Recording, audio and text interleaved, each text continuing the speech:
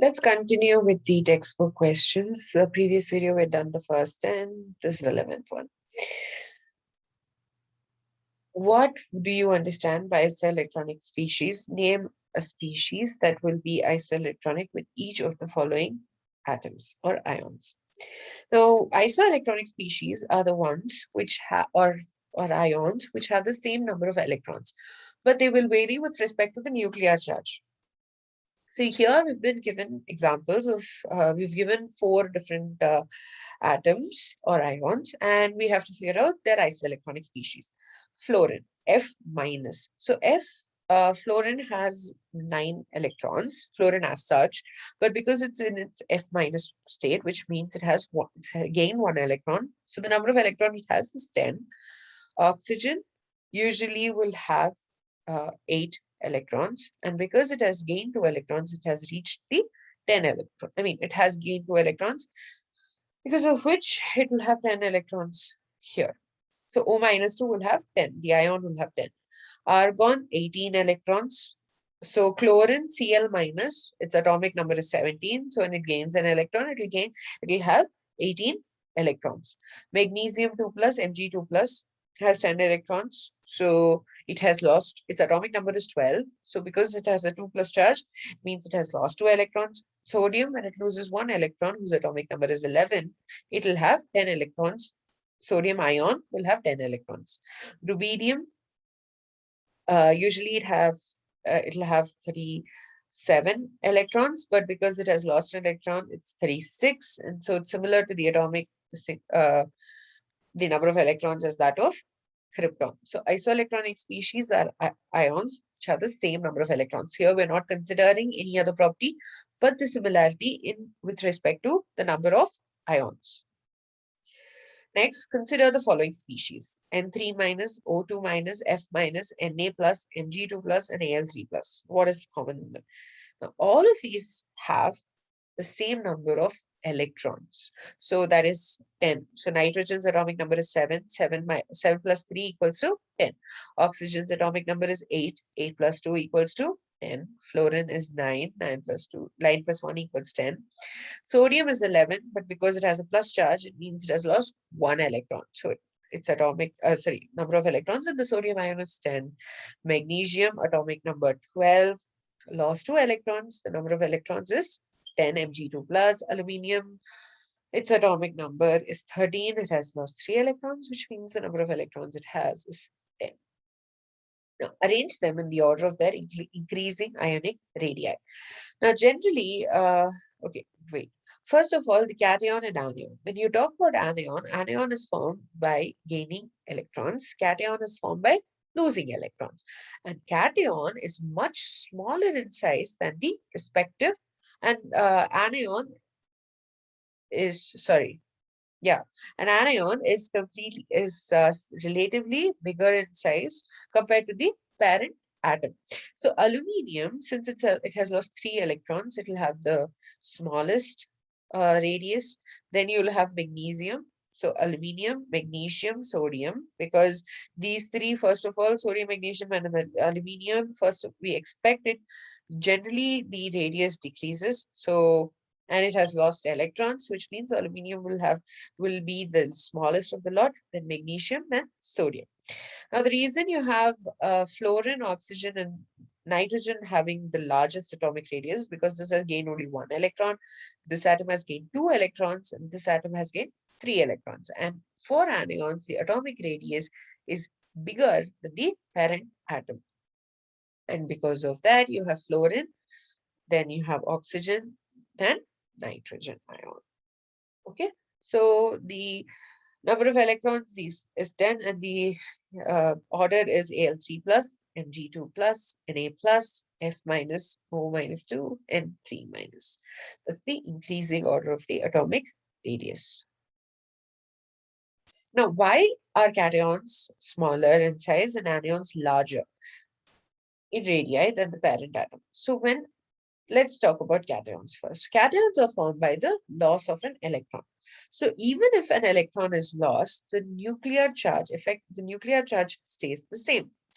And in case of sodium, it's easier the moment it loses the electron, the 3 shell is completely empty and the atom has basically the configuration of neon, but the nuclear charge is as much as that is for sodium. So there is no change in the nuclear charge. So the nucleus will be able to pull the electrons of the remaining that are remaining much more easily than before. So and that is why the atomic radius of cation is smaller than that of the parent atom. Anions, on the other hand, despite the addition of the electron to the atom, the nuclear charge stays the same. This means there'll be more repulsion between the electrons in the atom, and this in turn will lead to an increase in the atomic radius. So here, if you see, fluorine's radius is 64, F minus the ion's radius is 136, which is higher than the fluorine atom itself. Sodium, however, is 186 picometers, but the ion of sodium is just 95 picometers. So the atomic radius is decreasing. What is the significance of the term isolated gaseous atom and ground state while defining the ionization enthalpy and electron gain enthalpy? Isolated gaseous atom basically means it is not bound to any other atom, which means there is no energy which is required to separate the two atoms. For example, hydrogen. Okay, so generally we expect hydrogen to exist as H2. But if you're talking about an isolated gaseous atom of hydrogen, it means it has been split from the H2 molecule and it is existing as H. Ground state, on the other hand, means that it's at the lowest energy. When energy is given, then the electrons will get excited and all of the various things that we observe will happen. And that was discussed in detail in the previous chapter. But ground state basically means the lowest possible energy that the atom can exist in. And the reason these terms are important is because they're very important for comparisons. Next one. Energy of an electron in the ground state of hydrogen atom is minus 2.18 into 10 to the power minus 18 joules. Calculate the ionization enthalpy of the atomic hydrogen in terms of joules per mole. So we've been given the energy of the electron in the ground state, that's minus 2.18 into 10 to the power minus 18 joules. Now, the basic definition of ionization enthalpy is the amount of energy that is required to remove the electron from the atom. So basically the electron is going to go from the distance of the electron is going to become infinity. So the energy of the the electron in ground state is minus 2.18 into 10 power minus 18 joules. And the energy of the electron at infinity is 0 because it does not have as much effective nuclear charge as it would in the ground state. So the energy that will be required to remove the electron is 2.18 into 10 to the power minus 18 joules. That is because we're subtracting 0 minus 2.18 into 10 to the power minus 18. Now we are talking, we have been asked the question, had we been asked an ionization enthalpy of atomic hydrogen in terms of joules, we could have just left it at here. But we've been asked double joules per mole. And we know per mole means that we need to multiply it with the Avogadro's number. So we are multiplying the value of the energy that is required into 6.022 into 10 to the power 23, which is 13.127 into 10 to the power 5 joules per mole, because we've multiplied it with the Avogadro's constant. And so the ionization enthalpy is 13.13 into 10 to the power 5 joules per mole.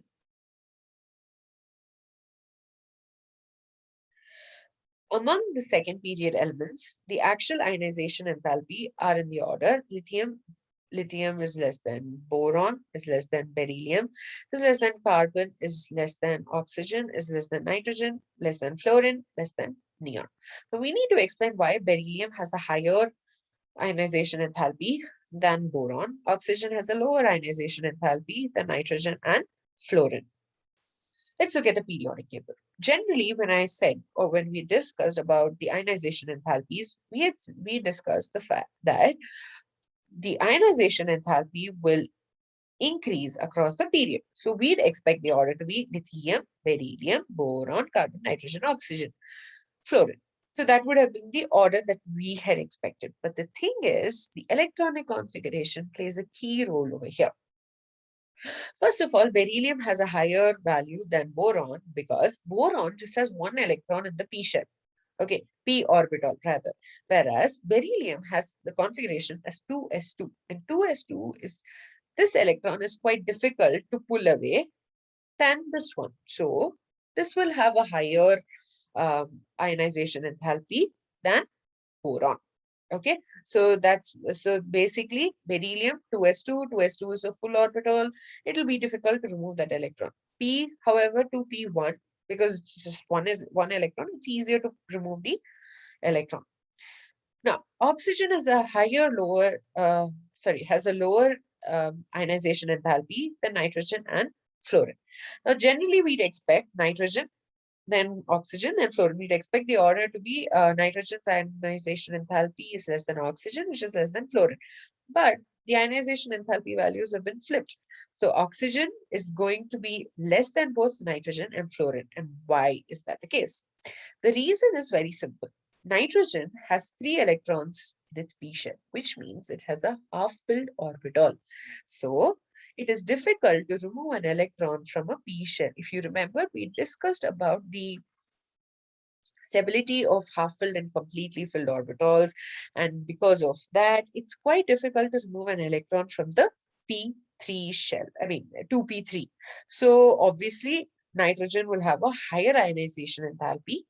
And fluorine, on the other hand, it requires just one electron to complete its orbit. Orbital. I'm so sorry, we shouldn't be using the word orbit. Difference between orbit and orbital are quite huge. So 2p5. So one electron will be very difficult to remove from here. So oxygen has a lower ionization enthalpy than both nitrogen as well as fluorine. So the next one. How do you explain the fact that the first ionization enthalpy of sodium is lower than that of magnesium, but its second ionization enthalpy is higher than that of magnesium? First of all, generally we'll expect ionization enthalpy to increase, which means sodium will have a lower ionization enthalpy than magnesium. Makes sense, right? So when sodium loses an electron, it leads to the formation of the sodium ion. Okay, so it has only one electron in its outermost shell, so 3s1. And when it loses an electron, it becomes similar to that of neon. Now, when this loses an electron, it requires a lot of energy because neon is quite stable.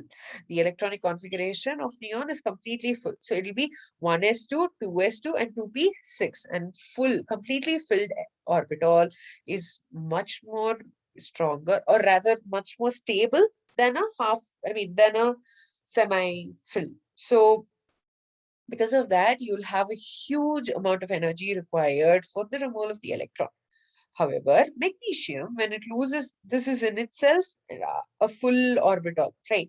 3s2 is full. So when it requires more energy compared to 3s1 to remove this electron.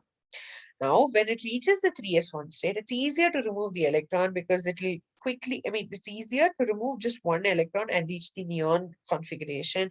And so because of that, the first ionization enthalpy for magnesium is higher because of your 3s2, but the second ionization enthalpy of sodium is higher because of the configuration of neon.